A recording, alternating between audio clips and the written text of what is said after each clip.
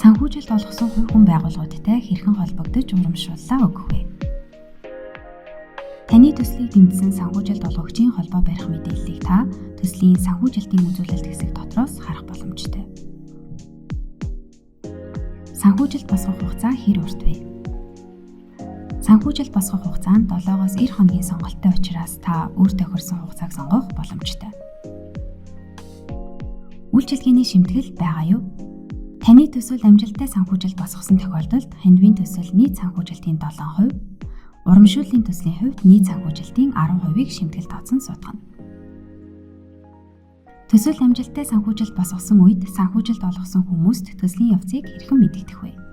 Төсөл хэрэгжүүлэгч нь төслийн дэлгэрэнгүй хэсэгт байрших, үйл явц хэсэгт төслийн явцын мэдээллийг оруулж өгснөөр санхүүжилт олгосон хүмүүст мэдэгдэл авчина. Төсөл байршуулсан хугацаанд санхүүжилтээ босгож чадаагүй тохиолдолд яах вэ?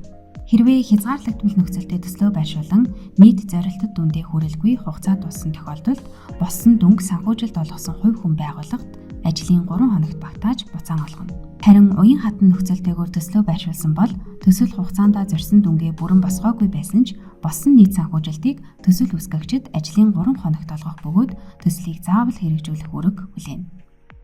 Төслийн зорилтод санхүүжилт даван биелэх боломжтой юу?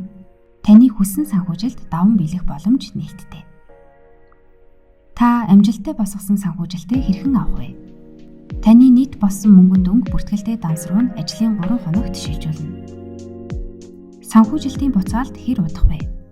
Санхүүжилтийн буцаалт нь ажлын 3 хоног дотор бүртгэлтэй дансруу нь хийгдэнэ. Төсөл санхүүжилт олгосон л бол амжилттай болсон гэж үзэх үү?